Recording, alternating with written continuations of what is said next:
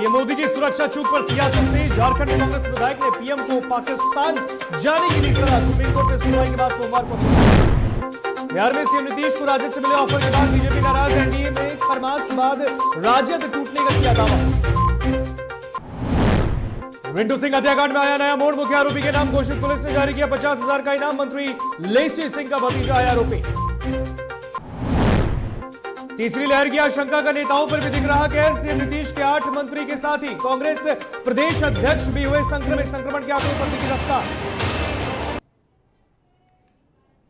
नमस्कार, आप देख रहे हैं DTV भारत। मैं हूं आपके साथ ऋतिक। खबरें विस्तार से। आपको बता दें, पाकिस्तान में प्रधानमंत्री मोदी की सुरक्षा चूक में आपको बता दें कोताही के बाद सियासत जारी। उन्हें पाकिस्तान जाने की सलाह दी जा रही है। ऐसे में जहां एक तरफ अब इस मामले में शुक्रवार को सुप्रीम कोर्ट में सुनवाई हुई, तो कोर्ट ने जांच के आदेश देते हुए फिलहाल अधिकारियों पर कार्रवाई नहीं किए जाने का आदेश दिया। साथ ही अगली तारीख सोमवार को दे दी है। अब इस मामले में झारखंड में कांग्रेस के विधायक इरफान अंसारी ने एक बार फिर विवादित बयान दिया। उन्होंने कहा कि पीएम को भारत में अगर डर लग रहा है तो वह पाकिस्तान चले जाएं और वहीं जाकर बिरयानी खाएं। सुनिए क्या कह रहे हैं इरफान अंसारी, कांग्रेस के विधायक। प्रधानमंत्री को कोई मार सकता है क्या? देश के प्रधानमंत्री हैं, आपके हाथों में सुरक्षा व्यवस्था है, आपके हाथों में गृह मंत्रालय है, आपके हाथों में बॉर्डर सिक्योरिटी फोर्सेस है। कौन मारेगा आपको? केवल आपने पंजाब में जाकर तमाम पंजाबी भाइयों को आपने बदनाम करने का काम किया। मैं कह देना चाहता हूं मोदी जी को, प्रधानमंत्री जी से कहना चाहता हूं, देश के प्रधानमंत्री को, कि पंजाबी के स्वाभिमान के साथ मत खेलिए आप। बहुत मददगार जात होता है वो सरदार, लड़ने वाला जात होता है सरदार, मारने वाला नहीं। मेहमानों को खातिरदारी करता है, इज्जत देता है, नवाजता है। और अब कह रहे हैं कि नहीं, हम पंजाब से बच के आ गए। अगर आपको मोदी जी, अगर आपको हिंदुस्तान में मन नहीं लगता है, अगर आपको हिंदुस्तान में खतरा लगता है, तो आप जाइए पाकिस्तान, जाइए पाकिस्तान, वहीं खाइएगा बिरयानी। छोड़िए आप लोग, भाजपा के लोग, इंडिया हिंदुस्तान छोड़िए आप लोग। अब जोस्ती आप कर रहे हैं। आप बंगाल जाते हैं, वहां कर देते हो दीदी, मजाक उड़ाया बंगालों का आपने, और आज आप सारे पंजाबियों का मजाक उड़ा कर रहे हैं। इतना बड़ा आरोप आप पंजाबियों पे लगा रहे हैं, ये कौन बर्दाश्त करेगा? पंजाब में प्रधानमंत्री नरेंद्र मोदी की सुरक्षा में चूक को लेकर बिहार में भी सियासत गर्म है। सत्ता पक्ष, खास तौर पर भारतीय जनता पार्टी, पंजाब सरकार पर हमलावर है। बीते दिन बीजेपी के नेताओं ने पटना में पंजाब सरकार का पुतला दहन किया।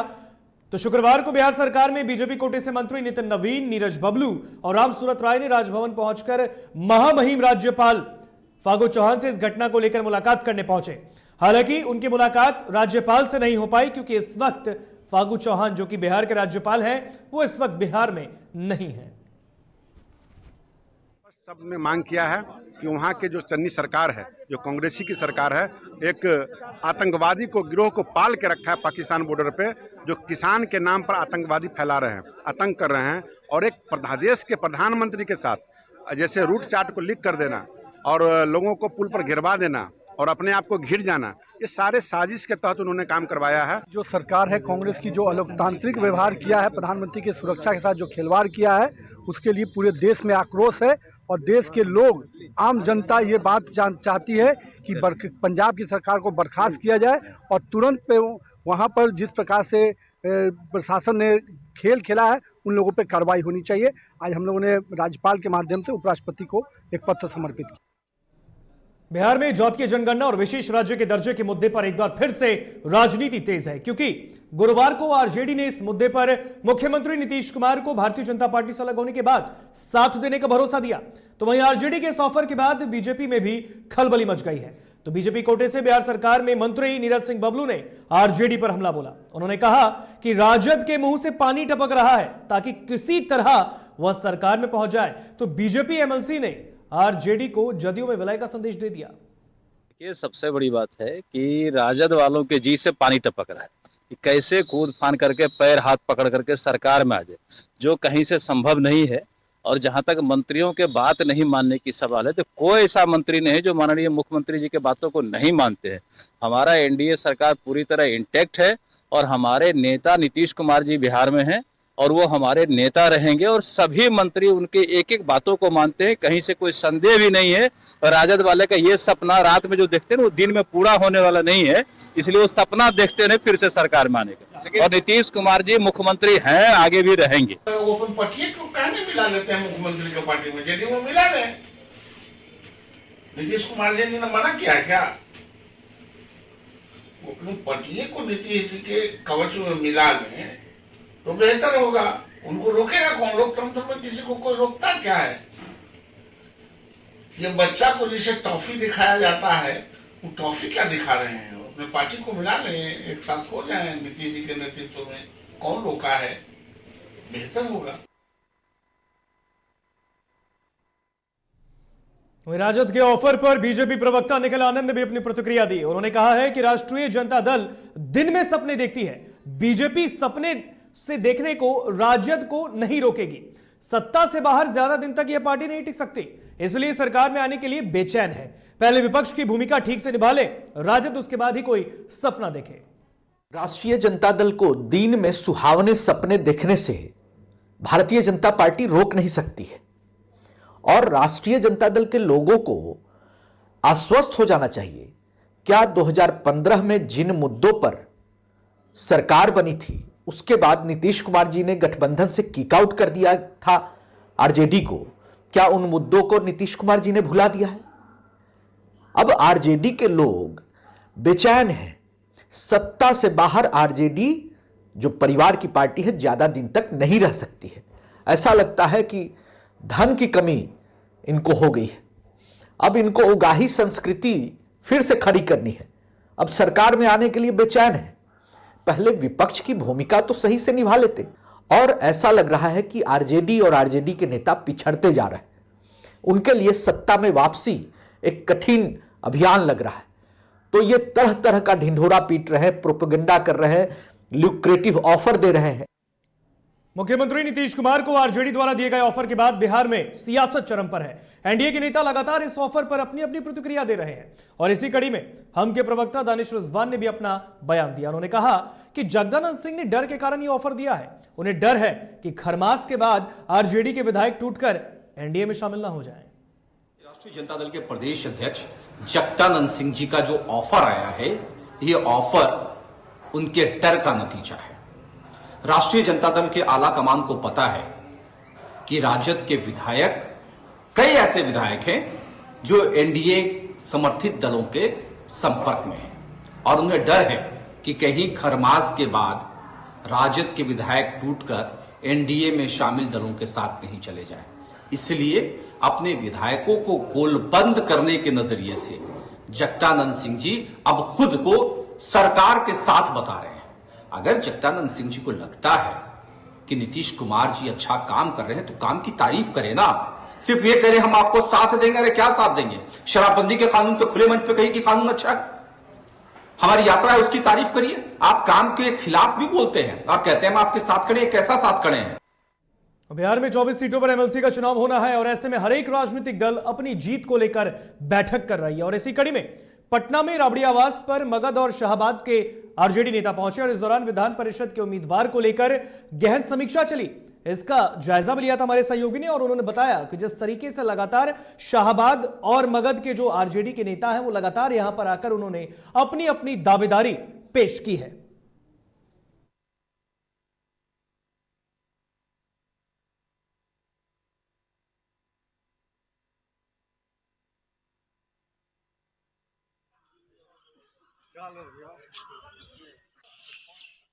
आप तस्वीरों में देख सकते हैं शुक्रवार को दरअसल पटना में राबड़ी आवास पर आरजेडी के कई नेता पहुंचे। खासतौर पर मगध और शाहबाद क्षेत्र के आरजेडी के नेता पहुंचे क्योंकि दरअसल बिहार में एमएलसी का चुनाव होना है जो कि 24 सीटों पर होगा और इन सीटों पर अपनी अपनी दावेदारी को राजद नेताओं ने पेश करने के लिए राबड़ी आवास पर पहुंचे। यहां पर जो आरजेडी के वरिष्ठ नेता हैं, नेता प्रतिपक्ष के सामने उन्होंने अपनी अपनी दावेदारी पेश की और 24 सीटों पर एमएलसी के चुनाव को लेकर लगातार आरजेडी भी दिन रात एक करके मेहनत कर रही है और ऐसे में हर एक राजनीतिक दल अपनी अपनी दावेदारी पेश कर रही है और जीत का दावा कर रही है और ऐसे में 24 सीटों पर होने वाले एमएलसी चुनाव में राजद के नेताओं ने भी अपनी अपनी दावेदारी पेश की है।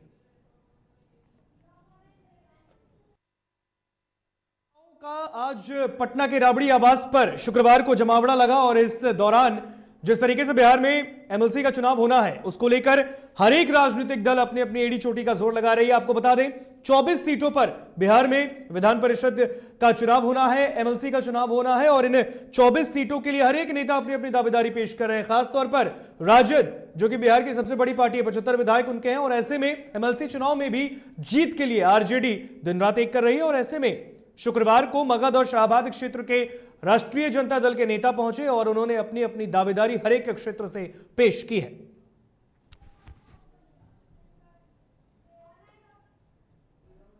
बिहार विधानमंडल के सदस्यों के संक्रमित होने के बाद विधानसभा के सभी कमेटियों की बैठक अगले आदेश तक रद्द कर दी गई है। विधानसभा अध्यक्ष विजय सिन्हा ने यह फैसला लिया है। साथ ही विधानसभा अध्यक्ष विजय सिन्हा ने खुद भी कोरोना का जांच कराया है। विजय सिन्हा ने कहा कि विधानसभा का कार्यालय 16 फरवरी तक बंद रहेगा। वहीं प्रधानमंत्री की सुरक्षा में चूक को लेकर भी विजय सिन्हा ने पंजाब सरकार पर सवाल उठाए हैं। पिछले वर्ष भी हम लोगों ने कई लोगों को खो दिया, कई लोगों की कोरोना के काल के गल में समा गए। सावधानी बरतते हुए हम सब लोगों ने मिलकर निर्णय लिया है कि हम 8 तारीख से 8/1/2022 से 16/1/2022 तक बिहार विधानसभा सचिवालय पूर्ण रूप से बंद रहेगा। इस बीच समितियों की सारी बैठकें स्थगित की जाती है। समिति की बैठक अब दिनांक 17/1/2022 से प्रारंभ होगी। में रहेंगे और मोबाइल खुला रखेंगे ताकि जरूरत पड़ेगी इमरजेंसी कार्य के लिए उनको बुलाया जा सकता है। सुरक्षा प्रहरी प्रतिदिन कार्यालय आएंगे। सभा सचिवालय का प्रतिदिन सैनिटाइजर कराया जाएगा। की सुरक्षा में चूक ये माफी के लायक नहीं है।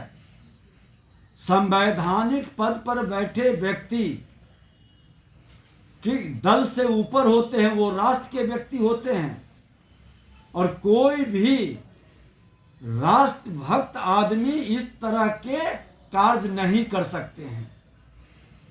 ये बहुत बड़ा खतरनाक खेल खेलने का षड्यंत्र और मानसिकता अगर जो किसी ने बनाया है तो उसकी पूरी जांच कर उस पर कार्रवाई हो। ऐसे गैर जिम्मेदार लोग संवैधानिक पद पर न बैठे, ये भी सुनिश्चित हो।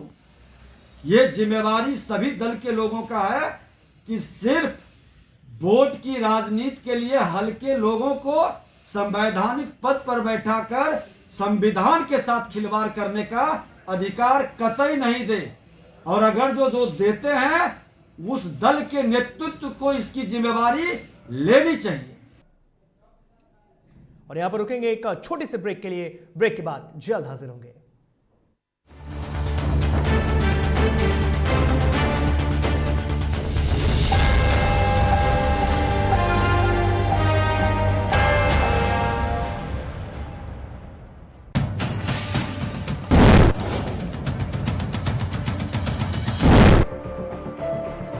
बात होगी सत्ता की, बात करेंगे व्यवस्था की। वादे नारे कहां गुम हो गए जनाब?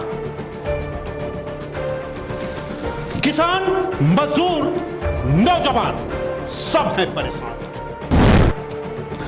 बेरोजगारी, पलायन आज भी है बरकरार। कहां तो तय था सड़क से लेकर संसद तक उठाएंगे आवाज, लेकिन अब ना हो परेशान क्योंकि डीटीवी उठाएगा आपकी आवाज।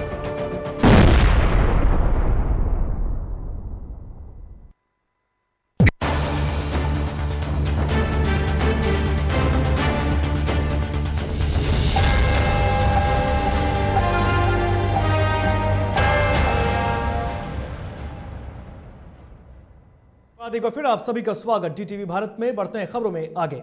बिहार में बेकाबू कोरोना की संभावित तीसरी लहर लगातार मरीजों की संख्या बढ़ा रही है।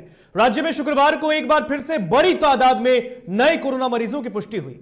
बिहार में शुक्रवार को कुल 3048 संक्रमित पाए गए हैं। इनमें से सबसे ज्यादा बिहार की राजधानी पटना में 1314 नए मरीजों की पुष्टि हुई। बिहार में अब एक्टिव मरीजों की संख्या 8489 हो गई है। शुक्रवार को पटना में सबसे ज्यादा 1314 मरीज मिले, यानी कि 1314 मरीज।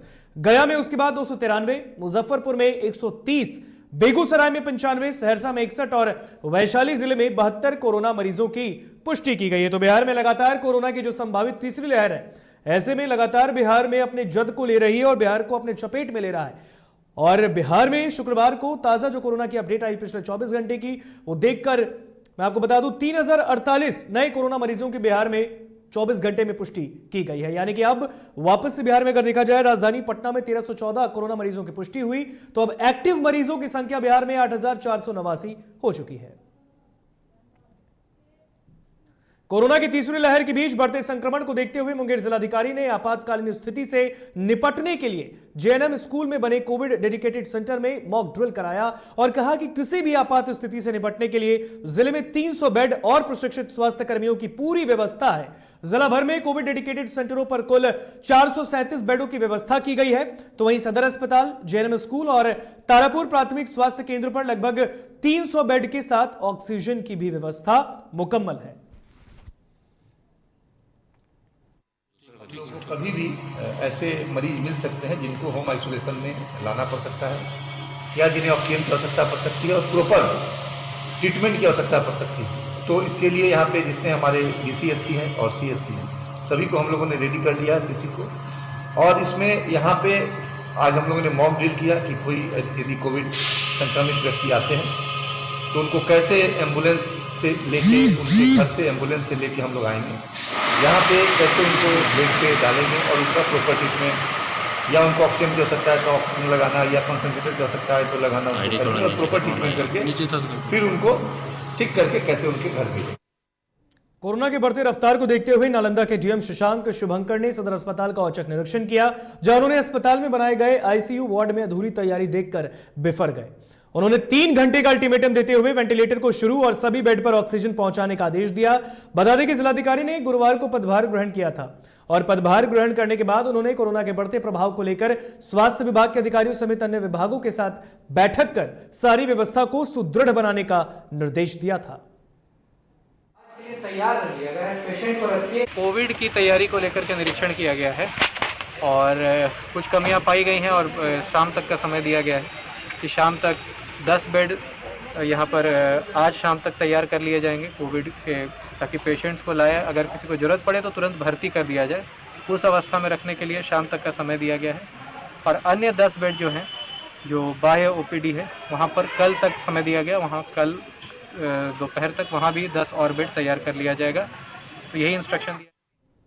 बिहार में कोरोना के बढ़ते मामलों को लेकर नीतीश कुमार की सरकार की ओर से लागू की गई पाबंदियां अब लगा दी गई हैं। बावजूद इसके राज्य में नई कोरोना संक्रमितों की संख्या में कमी नहीं आई। इसी बीच प्रदेश में कोरोना के खिलाफ जंग में क्या तैयारी है, इसको लेकर सभी जिलों में मॉक ड्रिल के निर्देश भी जारी किए गए। इस बीच बक्सर में डीएम अमन समीर ने पदाधिकारियों के साथ एक समीक्षात्मक बैठक बुलाई। इसमें लोगों को कड़ाई से नियमों को पालन कराने का निर्देश दिया गया।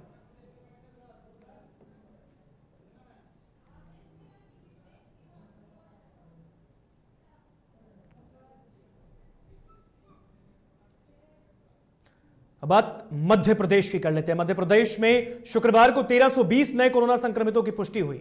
इसमें भोपाल में 200 और इंदौर में 500 से ज्यादा केस मिले हैं। इसके बाद एक्टिव केसों की संख्या 3700 के पार हो चुकी है। इस बीच मध्य प्रदेश के गृह मंत्री नरोत्तम मिश्रा का बड़ा बयान सामने आया। नरोत्तम मिश्रा ने कहा कि कोरोना प्रोटोकॉल का पालन कराने में और सख्ती की जाएगी। अब बिना मास्क के मध्य प्रदेश में पेट्रोल डीजल नहीं मिलेगा। लॉकडाउन या कर्फ्यू जैसा कोई प्रस्ताव फिलहाल नहीं है। कोविड प्रोटोकॉल का सख्ती से प्रदेश में पालन कराया जाएगा और अब पेट्रोल पंप, डीजल पंप जो हमारे हैं, वाहन चालक अगर मास्क नहीं लगाए हैं तो उन्हें डीजल पेट्रोल न दे, ऐसी सूचना हम करवा रहे हैं। मास्क की जुर्माने की राशि के ये सभी के शक्ति पर विचार किया जा रहा है। कोविड-19 को लेकर थानाध्यक्ष संजीत कुमार सहित कई पदाधिकारी बाढ़ अनुमंडल अस्पताल पहुंचे, जहां संक्रमित लोगों को रखने के लिए आइसोलेशन वार्ड की तैयारियां का उन्होंने जायजा लिया। इस दौरान एसडीओ ने ऑक्सीजन प्लांट, बिजली व्यवस्था, बेड की साफ सफाई और ऑक्सीजन सिलेंडर का भी निरीक्षण किया।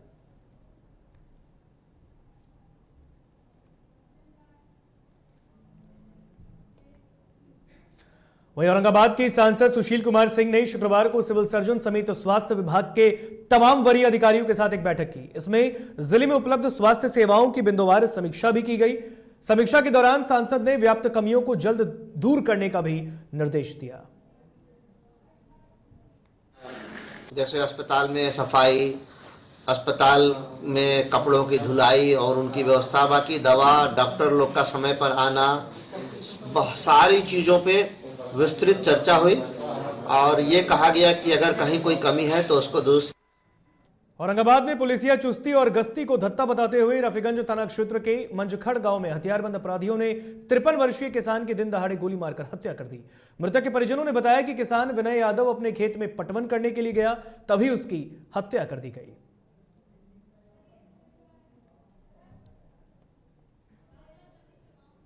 राजधानी पटना में पुलिस की लाख कोशिशों के बावजूद भी वाहन चोरी की घटनाओं में कमी नहीं आ रही। ताजा मामला जक्कनपुर थाने के जयप्रकाश नगर का है, जहां पत्रकार के बाइक को चोरों ने चुरा लिया। इस घटना का सीसीटीवी फुटेज सामने आया है। इसके बाद पुलिस इस मामले की जांच में जुटी है। तो वहीं पुलिस का कहना है कि जल्द अपराधियों की तलाश कर ली जाएगी।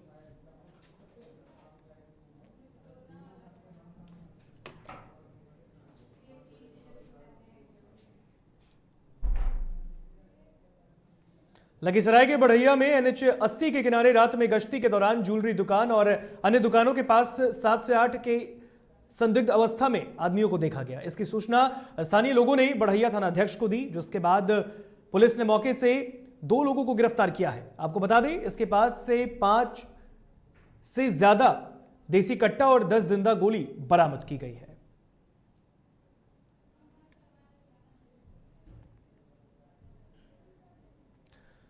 तो आपको बता दें, लखीसराय का ये पूरा मामला है, जहां बढ़ैया में पुलिस को ये बड़ी कामयाबी हाथ लगी है। पुलिस ने दरअसल 4-5 लोगों के होने की सूचना पुलिस को दी गई थी और जब पुलिस मौके पर पहुंची तो 2 लोगों को पुलिस ने गिरफ्तार कर लिया, जिसके बाद से हथियार के साथ साथ खोखा भी बरामद किया गया है। बरौनी कटिहार रेलखंड के बेगूसराय रेलवे स्टेशन के निकट ट्रेन से कटकर एक अधेड़ की मौत हो गई। दरअसल वृद्ध रेलवे लाइन पार कर रहा था, उसी वक्त ट्रेन की चपेट में आने से वह बुरी तरह जख्मी हो गया, जिससे उसकी घटनास्थल पर ही मौत हुई। रेल से कटकर हुई मौत की खबर फैलते ही घटनास्थल पर लोगों की भीड़ जमा हो गई। तो इधर घटना की सूचना मिलते ही बेगूसराय रेलवे पुलिस मौके पर पहुंचकर शव को अपने कब्जे में लेकर पोस्टमार्टम के लिए भेजा है और मामले की जांच कर रही है।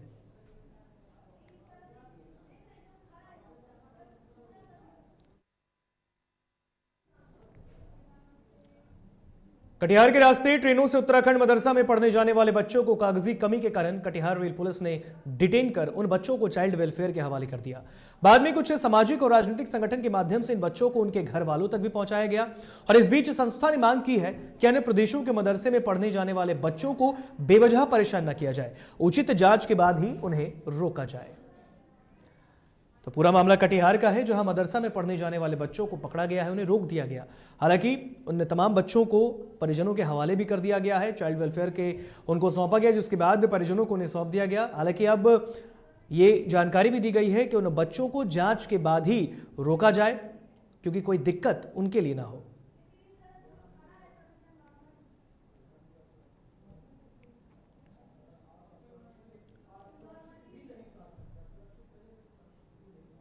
तो आपको बता दें, पूरा मामला कटिहार का है, जहां मदरसा में पढ़ने जाने वाले बच्चों को पुलिस ने रोक लिया, ट्रेन से ही उन्हें रोक लिया और उसके बाद परिजनों को हवाले कर दिया है। चाइल्ड वेलफेयर एसोसिएशन ने इसकी जानकारी दी है।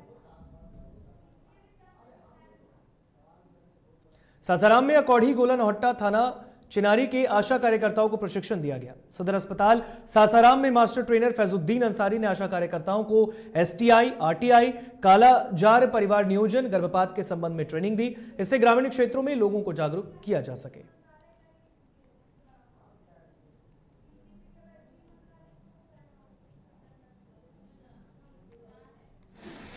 ये आशाओं को ट्रेनिंग दी जा रही है। मॉडल 6-7 ये अकोड़ी गोला में है, ये 32 है यहाँ 6 दिन का ट्रेनिंग दी जा रही है। मॉड्यूल 5, 6, 7 के अंतर्गत चौथे चरण का इस बैच की शुरुआत हुई है आपको 5 तारीख से और ये 6 दिवसीय है। ये 10 तक बैच चलेगा। एक बैच में अकोड़ी गोला से 32 आशाएँ आई हुई हैं और एक बैच में चेनारी ब्लॉक से और जो रेस्ट हैं वो नौहट्टा ब्लॉक से आई हुई हैं। फिलहाल खबरों के सफर में इतना ही। आप स्वस्थ रहे, सुरक्षित रहिए, देखते रहिए DTV भारत। नमस्कार।